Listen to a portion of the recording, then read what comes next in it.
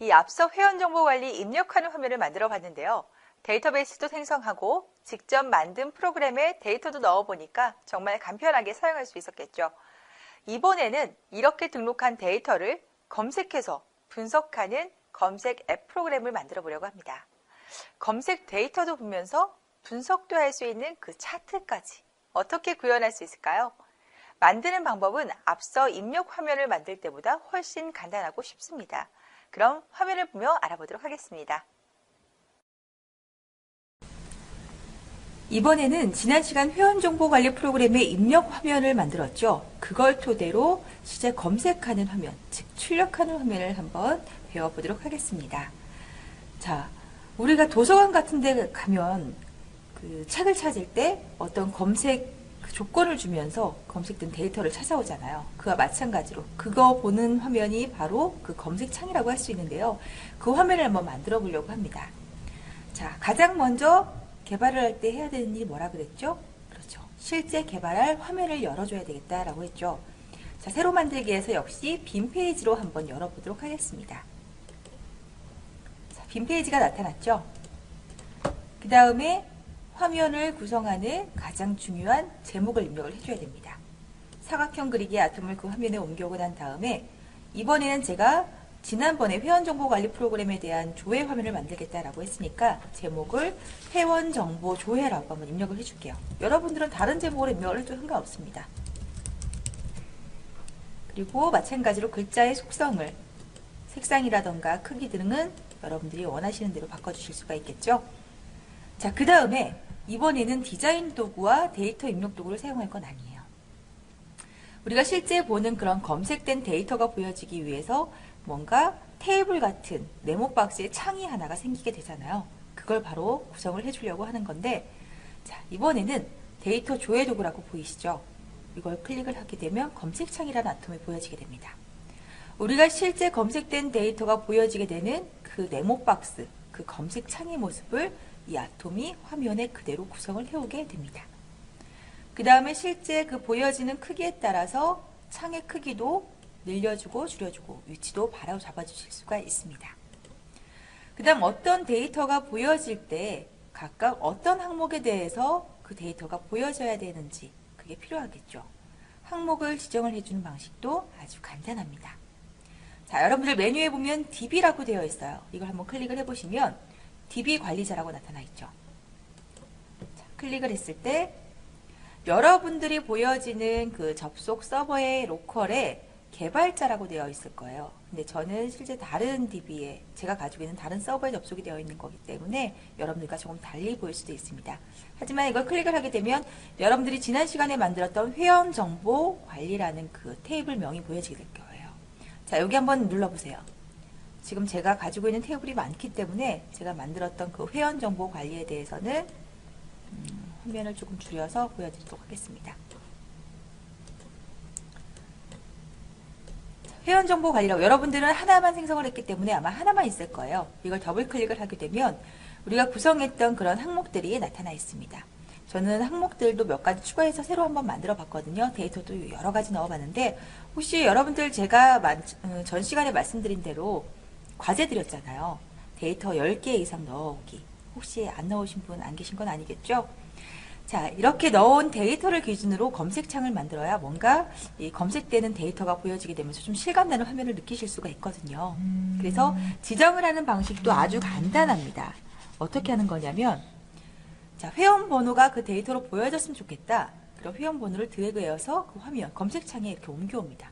회원 번호라는 항목이 생기게 됐죠. 바로 이어서 성명이라던가 월회비라던가 취미라던가 항목을 지정하는 방식이 드래그앤드롭으로 구성이 되어 있기 때문에 여러분들이 사용하기 굉장히 편리하실 겁니다. 자, 보여지고자 하는 데이터의 항목을 지정을 해주게 됐습니다. 그러면 뭔가 조회를 한다던가 검색을 하는 그런 이벤트들도 필요하겠죠. 그러면 이벤트 설정 도구에 우리가 입력하는 화면에서 저장을 한다던가 삭제를 하는 그런 이벤트를 걸어줬던 것과 마찬가지로 기능 버튼을 사용을 해보도록 하겠습니다. 자, 더블 클릭을 하게 되면 기능 선택 안에 실제 검색을 해야 되는 이벤트를 넣어줘야 되기 때문에요. 이 검색이라는 버튼을 선택을 해주게 됩니다. 그럼 해당 버튼 검색으로 변경된 걸 확인을 해보실 수가 있겠죠. 그럼 미리 넣어놨던 데이터들이 제대로 보여지게 되는지 한번 확인을 해봐야 되겠죠. 실제 확인을 해보려면 어떻게 해야 된다 그랬죠? 그렇습니다. 좌측 상단에 실행 모드 전환이라는 걸 눌러주시면 지금 창에는 아무것도 보여지지 않죠. 검색이라는 버튼을 눌러주면 미리 넣어놨던 데이터들이 지정했던 항목들과 이렇게 한꺼번에 보여지고 있는 것을 확인을 하실 수가 있습니다. 여러분들이 넣어놨던 데이터도 지금 잘 보여지고 있나요? 그러면 추가적으로 한 가지를 더 알려드리도록 할게요. 이번에는 여러분들이 이렇게 나타난 데이터를 기준으로 뭔가 좀 한눈에 보기 좋게 흐름 파악을 한다던가 분석을 하고 싶다라고 했을 때 나타난 데이터를 가지고 물론 분석을 하셔도 좋지만 한눈에 좀 비주얼적으로 봐야 되겠다. 그럴 때 차트라는 거 많이 사용을 하시게 될 거예요. 자, 검색이라는 이 버튼을 Alt와 방향키로 조절을 해서 하나를 더 복사를 하도록 하겠습니다. 그리고 방향키로 조절을 하게 되면 그 넓이도 지정을 하실 수가 있어요. 마찬가지로 이 기능 버튼을 더블 클릭을 하게 되면 기능 선택 안에 이번에는 차트 연결이라고 한번 속성 설정을 해주도록 할게요. 그럼 차트 연결이라고 변경이 되어 있죠. 차트가 이제 어떻게 보여지게 될 것인지에 대한 축값 설정을 여러분들이 직접 해주실 수가 있어요. 차트 연결이란 버튼 위에 마우스 오른쪽 클릭을 한번 해보세요. 그러면 차트 항목 속성이 나타나게 됩니다. 클릭을 하게 되면 차트 제목을 회원 차트라고 제가 적어줄게요. 참조 아통명은 지금 검색창에서 불러올 거기 때문에 검색창이라는 단어가 보여지게 됩니다.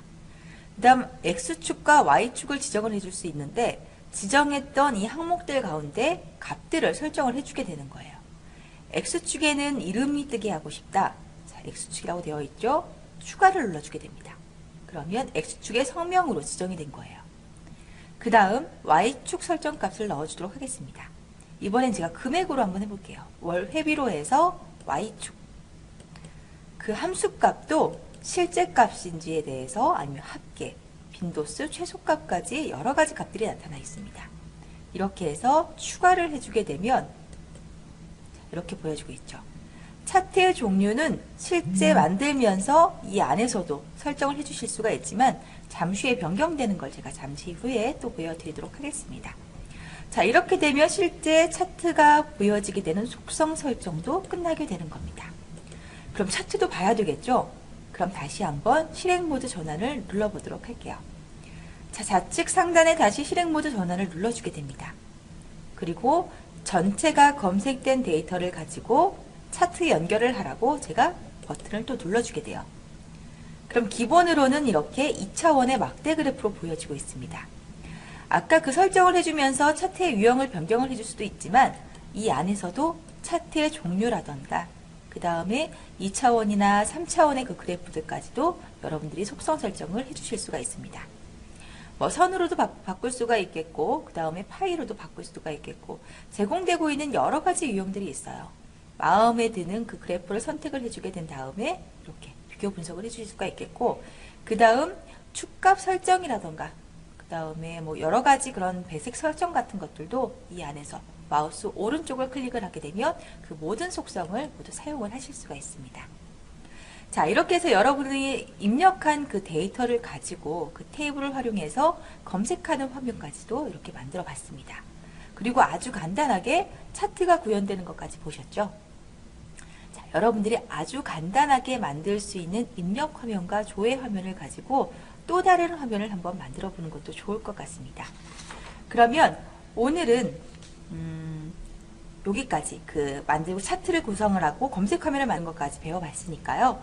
다음 시간에는 이 만들어진 QPM 파일을 실제 실행할 수 있도록 실행 메뉴 파일을 이제 만들어 보려고 해요. 그러면 지금 만들었던 입력하는 화면도 마찬가지예요. 저장을 하셔야 되는데 저장이라는 이 디스켓 버튼을 눌러주게 되면요. 해당 지금 만들었던 화면을 저장을 하실 수가 있습니다. 확장자는 QPM으로 되어 있어요. 파일 이름을 정해줄 수가 있는데 여기에다가는 회원 정보 조회라는 그 파일을 넣어주도록 파일명을 넣어주도록 하겠습니다. 그러면 지금 생성된 파일은 회원 정보 조회.qpm이 되겠죠. 실제 만들어진 이 QPM 파일을 가지고 실행할 수 있도록 실행 메뉴 유형은 다음 시간에 한번 배워보도록 하겠습니다.